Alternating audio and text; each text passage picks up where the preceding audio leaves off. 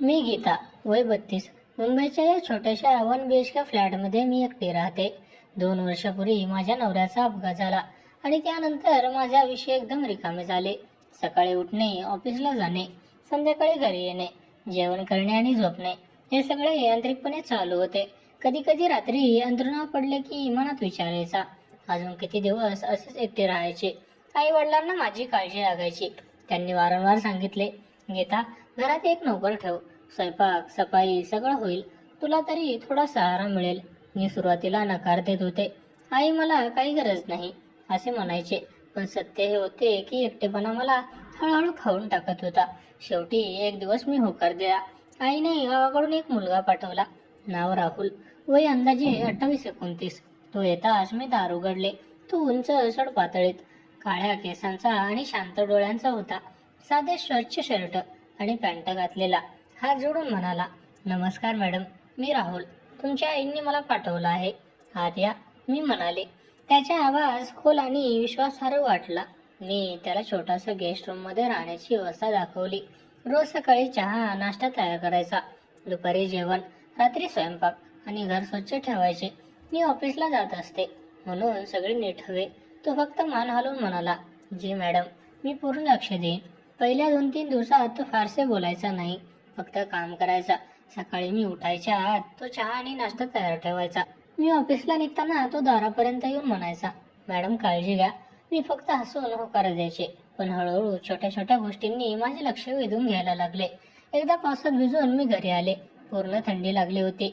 दार उघडताच राहुलने एक उबदार टॉवेल आणून दिले. मॅडम हे घ्या, आधी डोकं पुसा, गरम चहा तयार आहे.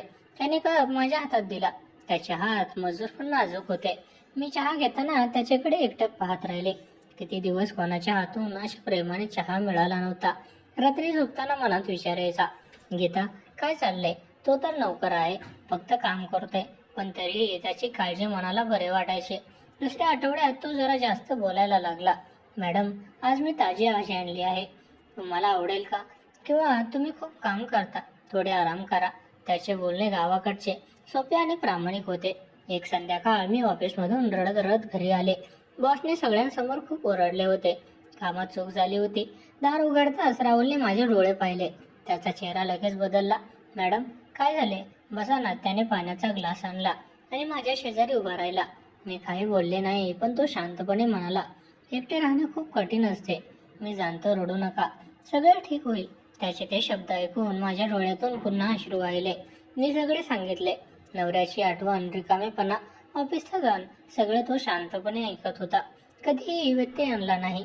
शेवटी म्हणाला, मॅडम आता मी इथे आहे ना, तुम्ही काळजी करू नका, मी सगळे बघतो. त्याच्या आवाजात इतकी काळजी होती की मला पहिल्यांदा वाटले की हा फक्त नोकर नाही, एखादा मित्र आहे. त्या रात्री मला झोप लागली नाही. मनात राहुलचा चेहरा, त्याची काळजी, त्याचे शब्द सतत फिरत होते. मी स्वतःलाच विचारले, गीता तू एकटी आहेस म्हणून हे सगळं असं वाटतंय का? किंवा खरंच काहीतरी वेगळं सुरू होतं? सकाळी उठल्यावर मी त्याच्याशी नेहमीसारखे वागले, पण मनात एक हलकीशी ऊब जाणवत होती. दिवस जात होते. राहुल आता घराचा भाग बनला होता. सकाळी तो माझ्यासाठी वेगवेगळे नाश्ते करायचा, कधी पोहे, कधी उपमा, कधी स्पेशल चिवडा. मॅडम तुम्हाला हे आवडते ना असे विचारायचा. मी होकार देताना त्याचे हसणे पाहून मन हलके व्हायचे. रविवारी आम्ही थोडा वेळ गप्पा मारायचो. तो आपल्या गावाची, शेतीची, कुटुंबाची कहाणी सांगायचा. मला शेती करायची आहे पण पैसा नाही म्हणून मी इथे आलो असे म्हणायचा. मीही माझ्या आयुष्याबद्दल सांगायचे. हसत हसत वेळ जायचा. त्याच्या बोलण्यात काहीतरी आकर्षण होते. त्याचे डोळे माझ्याकडे पाहताना एक वेगळीच गंभीरता असायची. एकदा मी थंडीने कापत होते. त्याने आपला स्वेटर काढून माझ्या खांद्यावर टाकला. मॅडम थंडी लागेल, घ्या ना. त्याच्या स्वेटरची ऊब मला जाणवली. त्या क्षणी मनात एक लहर उठली. मी लगेच स्वतःला सावरले. गीता हे काय विचार करतेस? पण एकटेपणा वर्षानुवर्ष सहन केल्यानंतर अशा छोट्या छोट्या गोष्टी मोठ्या वाटायला लागल्या होत्या. राहुलने माझ्या एकटेपणाला हळूहळू हलवायला सुरुवात केली होती. तो फक्त नोकर नव्हता, तो माझ्या दिवसातला एक अर्थ देऊ लागला होता. दिवस हळूहळू पुढे सरकत होते. राहुल आता माझ्या घराचा फक्त नोकर राहिला नव्हता, तर तो एक परिचित व्यक्ती बनला होता. सकाळी मी उठायच्या आत तो चहा नाश्ता ठेवायचा. कधी कधी तो माझ्या आवडीचे पदार्थ करायचा, ब्रेड पकोडा किंवा स्पेशल फ्रूट सलाद. मॅडम आज हे ट्राय करा ना, तुम्हाला आवडेल असं म्हणायचा आणि त्याचा चेहरा हसतमुख असायचा. ती चव पाहून खूप छान झाले राहुल असं म्हणायचे. तेव्हा त्याचे डोळे आनंदाने चमकायचे. ऑफिसमधून थकून घरी आल्यावर आता मला एक वेगळीच ऊब जाणवायची. दार उघडताच तो म्हणायचा, मॅडम पाणी घ्या, हात पाय धुवा, मी जेवण गरम करतो. त्याची ही छोटी छोटी काळजी मला खूप बरे वाटायची. पूर्वी मी एकटी सगळे करायचे, पण आता कुणीतरी माझ्या थकव्याकडे लक्ष देत होते. एक दिवस ऑफिसमध्ये खूप कामाचा ताण होता. घरी येताना डोकं दुखत होते. राहुलने ते लगेच ओळखले. त्याने गरम पाण्याची बाटली आणली आणि म्हणाला, मॅडम डोक्याला लावा, मी आता चहा करतो. मी बेडवर बसले. तो चहा घेऊन आला आणि माझ्या शेजारी उभा राहिला. तुम्ही खूप काम करता, थोडे सावकाश करा असे तो हळवाजात म्हणाला. त्याच्या बोलण्यात एवढी प्रामाणिकता होती की माझ्या मनात थोडा ताण कमी झाला. मी त्याला विचारले, राहुल तुला इथे कसे वाटते? गावाची आठवण येत नाही का? तो हसला आणि म्हणाला, येतो ना दीदी, पण इथे तुम्ही आहात म्हणून बरे वाटते. एकटेपणा कमी झाला आहे. त्याने मला दी म्हणून हाक मारली होती. मी पहिल्यांदा थोडे आश्चर्याने पाहिले, पण मनात एक हलकीशी गोड भावना जागृत झाली. बरं आहे, मी हसत म्हणाले. रविवारी आम्ही जास्त वेळ एकत्र घालू लागलो. सकाळी घर साफ करून तो माझ्या समोर बसायचा. आम्ही गप्पा मारायचो. तो आपल्या गावच्या कहाणी सांगायचा. शेतीतले कष्ट, आई वडिलांची काळजी, भविष्याची स्वप्न. मला एक छोटीशी शेती करायची आहे, तुम्ही कधी गावाकडे याल का असे तो विचारायचा. मीही माझ्या आयुष्याबद्दल सांगायचे. नवऱ्याच्या नंतरचा एकटेपणा, ऑफिसचे दबाव सगळे तो शांतपणे ऐकायचा. कधीही व्यत्यय आणायचा नाही. फक्त समजते दीदी असे म्हणायचा. एक संध्याकाळ आम्ही बाल्कनीत बसलो होतो. आकाशात सूर्य मावळत होता. हलकीशी थंडी पडली होती. मी थरथरले. राहुलने लगेच आपला स्वेटर काढून माझ्या खांद्यावर टाकला. दी थंडी लागेल घ्या. त्याचे हात माझ्या खांद्याला क्षणभर स्पर्शले. त्या स्पर्शात एक वेगळीच ऊब होती. मी त्याच्याकडे पाहिले. त्याचे डोळे माझ्या खोलवर शिरले होते. काही क्षण आम्ही काहीच बोललो नाही. फक्त शांतता आणि हवेतील गोडवा. मनात विचार आला, गीता हे काय होते? तो नोकर आहे, पण आता त्याच्याशिवाय दिवस कसे जात नाहीत. मी स्वतःला सावरले आणि विषय बदलला. पण त्या रात्री झोपेतही त्याचा चेहरा येत नव्हता. सकाळी उठल्यावर मी चेहरा लाल झाला. असं काय विचार करतेस गीता? हळू राहा. स्वतःलाच बजावले, पण जवळीक वाढत होती. एकदा मी घसरून पाय दुखावला. राहुल धावत आला. त्याने मला काळजीपूर्वक उचलले आणि सोफ्यावर बसवले. गीत दुखते का? मी औषध लावतो. त्याने हळू पायावर गुलाम लावले. त्याचे हात इतके नाजूक होते की मला एक विचित्र भावना जाणवली. मी म्हणाले, राहुल तू खूप चांगला आहेस, मला खूप आधार देतोस. तो लाजून हसला. तुम्हीही मला खूप चांगले वागवता दी, मी तुमच्यासाठी काहीही करेन. त्याचे शब्द मनाला स्पर्श करून गेले. त्यानंतर आमचं संभाषण अधिक खोल होऊ लागले. रात्री जेवणानंतर आम्ही टीव्ही पाहत बसायचो. कधी एखादे भावनिक गाणे लागले की आम्ही दोघे शांत होऊन ऐकायचो. त्याने एकदा मला विचारले, जे तुम्हाला काय आवडते? मी तुमच्यासाठी येते करेन. मी हसत म्हणाले, तू आहेस तेवढेच पुरे आहे राहुल. त्याने माझ्याकडे पाहून हलकेच हसले. त्याच्या नजरेत एक गोड भावना होती. मी मनात विचार केला, एकटेपणा खरोखरच कमी होत चाललाय. राहुलने माझ्या आयुष्यात एक नवीन आशा निर्माण केली होती. दिवसेंदिवस आमची मैत्री अधिक घट्ट होत चालली होती. तो मला गीता दी म्हणायचा आणि मी त्याला सहज राहुल म्हणायचे. छोट्या छोट्या गोष्टींमध्ये आनंद मिळवायचा. त्याचे हसणं, त्याची काळजी, त्याचे बोलणे सगळे मला आकर्षित करू लागले होते. पण मी स्वतःला सांगत होते, अजून वेळ आहे गीता, हळूहळू पहा. हे प्रेम आहे की फक्त एकटेपणाचा भर? दिवस जसे पुढे सरकत होते तसे राहुल आणि माझ्यातली जवळीक हळूहळू खोल होत चालली होती. आता आम्ही फक्त नोकर आणि मालकीण राहिलो नव्हतो. आमच्यात एक गोड मैत्री आणि त्याहूनही जास्त काहीतरी निर्माण होत होतं. सकाळी उठल्यावर त्याचा चेहरा पाहून माझा दिवस सुरू व्हायचा. तो चहा घेऊन यायचा आणि हसत म्हणायचा, गीतादी आज तुम्हाला खूप सुंदर दिसताय. मी लाजून हसायचे आणि तूही छान दिसतोस राहुल असे उत्तर द्यायचे. ऑफिसमध्ये बसूनही त्याची आठवण यायची. काम करताना मनात विचारायचा, घरी राहुल वाट पाहत असेल. संध्याकाळी घरी परतताना पावले आपोआप जलद व्हायचे. दार उघडताच तो स्वागत करायचा. एकदा मी खूप थकले होते. त्याने माझे शूज काढून दिले आणि म्हणाला, दी बेडवर जा, मी पाय दाबून देते. मी विरोध केला, पण तो ऐकायला तयार नव्हता. त्याने हळूहळू माझे पाय दाबले. त्याचे हात मजबूत पण अतिशय नाजूक होते. त्या स्पर्शाने मला एक वेगळीच ऊब आणि शांती मिळाली. राहुल तू नसतास तर मी काय करायचे? मी हलकेच म्हणाले. तो थांबला आणि माझ्या डोळ्यात पाहत म्हणाला, जे मी सदैव तुमच्यासोबत आहे, तुम्ही एकटी पडू देणार नाही. त्याच्या शब्दांनी माझे हृदय भरून आले. मी त्याच्या हातावर हात ठेवला. काही क्षण आम्ही असेच बसलो.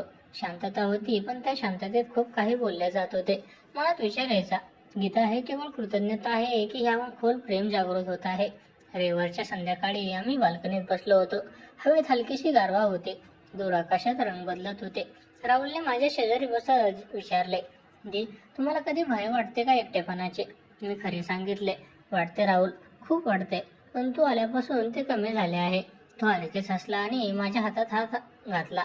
त्याचे बोटे माझ्या बोटांमध्ये गुंतली. त्या स्पर्शात एक तीव्र ओढ जाणवली. मी त्याचा हात घट्ट धरले. गीतादी, मला तुमच्याशिवाय आता काहीच सुचत नाही, तो हळू आवाजात म्हणाला. त्याचे डोळे भावनांनी भरलेले होते. मीही मनातील गोष्ट बाहेर काढली. राहुल, तू माझ्या आयुष्यात आल्यापासून सगळे बदलले आहे. तुझे बोलणे, तुझी काळजी, तुझे हसणे सगळे मला आकर्षित करत आहे. आमचे डोळे एकमेकांमध्ये खोलवर मिसळले. हृदय जोरात धडधडत होते. त्याने मला हळू जवळ ओढले. मी त्याला विरोध केला नाही. त्याने माझ्या कपाळावर हळू केस केले. त्या स्पर्शात माझ्या अंगावर रोमांच उभे राहिले. दी, मी तुम्हाला खूप आवडता. तो कुजबुजला. मी त्याच्या छातीवर डोके टेकवले. त्याची धडधडणारी छाती, त्याची ऊब सगळे मला पूर्ण करत होते. आम्ही बराच वेळ असेच एकमेकांच्या मिठी मारून बसलो. शब्दांची गरज नव्हती. त्या रात्री जेवणानंतर आम्ही सोफ्यावर बसलो. टीव्ही चालू होता, पण आमचे लक्ष नव्हते. तो माझ्या केसात हात फिरवत होता. गीतादी, तुम्ही माझ्यासाठी खूप खास आहात, असं तो वारंवार म्हणायचा. मी त्याच्या गळ्यात हात टाकले आणि म्हणाले, राहुल, तू माझा आधार आहेस, माझा मित्र आहेस, माझा. मी वाक्य पूर्ण केले नाही, पण त्याने समजून घेतले. मनात विचार येत होता, गीता, हे प्रेम आहे, खरे प्रेम. एकटेपणा दूर झाला आहे आणि त्याची जागा राहुल आला आहे. मी त्याला जवळ ओढले. आम्ही एकमेकांना घट्ट मिठी मारली. त्याचे हात माझ्या पाठीवर हळू फिरत होते. त्या क्षणी मला जगातले सगळे सुख मिळाले असल्यासारखे वाटले. आम्ही रात्री उशिरापर्यंत बोलत बसलो. त्याने आपल्या भविष्याची स्वप्न सांगितले. एक दिवस मी तुम्हाला गावाकडे घेऊन जाईन, तिथे शेती करू, एक छोटेसे घर बांधू. मी हसत म्हणाले, हो राहुल, मी तयार आहे. एक दिवस मी ऑफिसमधून लवकर आले. राहुलने माझ्यासाठी छोटेसे सरप्राईज तयार केले होते. टेबलावर फुले, मेणबत्ती आणि माझे आवडते जेवण. की तुम्हाला आनंद व्हावा म्हणून, असे तो लाजत म्हणाला. मी त्याला घट्ट मिठी मारली. तू मला खूप आनंद देतोस राहुल. त्या रात्री आम्ही एकमेकांच्या जवळ बसून गाणी ऐकली. त्याने माझ्या खांद्यावर हात ठेवला. मी त्याच्या खांद्यावर डोके टेकवले. हळूहळू आमचे संबंध भावनिकदृष्ट्या खूप घट्ट होत चालले होते. मी स्वतःला सांगत होते, गीता, हे नाते पुढे ने. राहुलने तुझ्यासाठी खास आहे. त्याची काळजी, त्याचे प्रेम, त्याची ओढ सगळे माझ्या एकटेपणाला पूर्णपणे दूर करत होते. आता मला भविष्याची भीती वाटत नव्हती, कारण राहुल सोबत होता. राहुल आणि माझ्यातले नाते आता खूप खोलवर पोहोचले होते. जे सुरुवातीला फक्त नोकर मालकीन होते, ते आता प्रेमात रूपांतरित झाले होते. प्रत्येक सकाळ आता वेगळी वाटायची. मी उठायच्या आत राहुल चहा घेऊन यायचा आणि माझ्या कपाळावर हळू किस करायचा. गीतादी, आजचा दिवस तुझ्यासाठी खास असेल, असे तो हसत म्हणायचा. मी त्याच्या गळ्यात हात टाकून म्हणायचे, तू आहेस म्हणून प्रत्येक दिवस खास आहे राहुल. ऑफिसमध्ये बसूनही मला त्याची आठवण यायची. काम संपताच घरी परतण्याची घाई व्हायची. दार उघडताच तो मला घट्ट मिठी मारायचा. त्याची ऊब, त्याची धडधड सगळे मला जगातले सगळे सुख द्यायचे. एक दिवस मी घरी आले, तेव्हा त्याने माझ्यासाठी खास सरप्राईज तयार केले होते. टेबलावर ताज्या फुलांची माळ, मेणबत्त्याने आमचे आवडते गाणे लावले होते.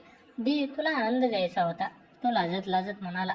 मी त्याला जवळ ओढले आणि म्हणाले, राहुल, तू माझ्या एकटेपणाला एका झटक्यात नाहीसे केलेस. तुझे प्रेम, तुझी काळजी, तुझे स्पर्श सगळे मला पूर्ण करते.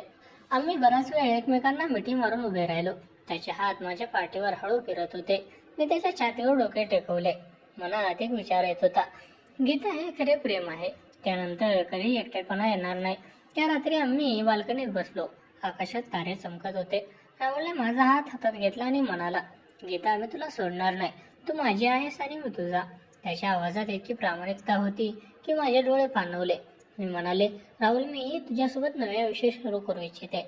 नोकर मालकीण नाते आता संपले. आता आपण दोघे एक आहोत. तो हसला आणि मला जवळ ओढले. आम्ही एकमेकांच्या डोळ्यात पाहत राहिलो. त्याने माझ्या गालावर, कपाळावर हळूहळू केस केले. मी त्याच्या केसात हात फिरवत होते. त्या क्षणी शब्दांची गरज नव्हती, फक्त आमचे प्रेम बोलत होते. तू मला किती प्रेम करतोस राहुल? मी कुजबुजले. तो म्हणाला, दी, तुझ्याशिवाय माझे जग अपूर्ण आहे. तू माझी शक्ती आहेस. दिवसेंदिवस आमचे प्रेम अधिक तीव्र होत चालले. आम्ही एकत्र बाहेर जायचो, हातात हात घालून फिरायचो. लोक पाहत असले तरी आम्हाला काही फरक पडत नव्हता. एकदा आम्ही समुद्र किनाऱ्यावर गेलो होतो. लाटा येत होत्या. राहुलने मला जवळ धरले आणि म्हणाला, गीता, या लाटांसारखे आपले प्रेमही कधी थांबणार नाही. मी त्याच्या खांद्यावर डोके ठेवून हसले. त्या दिवशी आम्ही खूप हसलो, गप्पा मारल्या आणि एकमेकांना वचने दिली. रात्री घरी आल्यावर आम्ही एकमेकांच्या जवळ बसून भविष्याची स्वप्ने रंगवायचो. मी गावाकडे जाऊन शेतीची व्यवस्था करेन, तूही तिथे येशील ना, तो विचारायचा. मी होकार देत म्हणायचे, हो राहुल, मी तुझ्यासोबत सर्वत्र येईन. आपण एक छोटेसे घर बांधू, आई वडिलांना घेऊन जाऊ. त्याने मला घट्ट मिठी मारली. त्याची ऊब मला पूर्ण भरून टाकायची. कधी कधी रात्री उशिरापर्यंत आम्ही बोलत बसायचो. तो माझ्या केसात हात फिरवायचा, मी त्याच्या हातावर हात ठेवायचे. गीता दी, तू माझ्या आयुष्यात आलीस तेव्हा सगळे बदलले, असं तो वारंवार सांगायचा. मी रडत रडत म्हणायचे, राहुल, तू माझ्या एकटेपणाला संपवलेस. तुझे प्रेम मला नवजीवन दिले. आमचे डोळे पाणवलेले असायचे, पण ते आनंदाचे अश्रू असायचे. एक रविवारी त्यांनी माझ्यासाठी विशेष जेवण बनवले. आम्ही दोघे टेबलावर बसलो. मेणबत्त्या जळत होत्या. तो माझ्या हातात हात घेऊन म्हणाला, गीता, मी तुला लग्न करायला विचारतो, तू तयार आहेस का? मी आनंदाने रडले आणि हो हो राहुल, मी तयार आहे असे म्हणाले. आम्ही एकमेकांना घट्ट मिठी मारली. त्या क्षणी मला वाटले की माझे आयुष्य पूर्ण झाले. आता आम्ही दोघे एकत्र नवे आयुष्य सुरू करण्याच्या तयारीत होतो. ऑफिसमध्येही मी आनंदाने काम करायचे. घरी येताना राहुलची वाट पाहायची. तो मला पाहून हसायचा आणि म्हणायचा, माझी गीता आली. आमचे प्रेम इतके खोल आणि तीव्र होते की प्रत्येक गोष्ट ही मोठी वाटायची.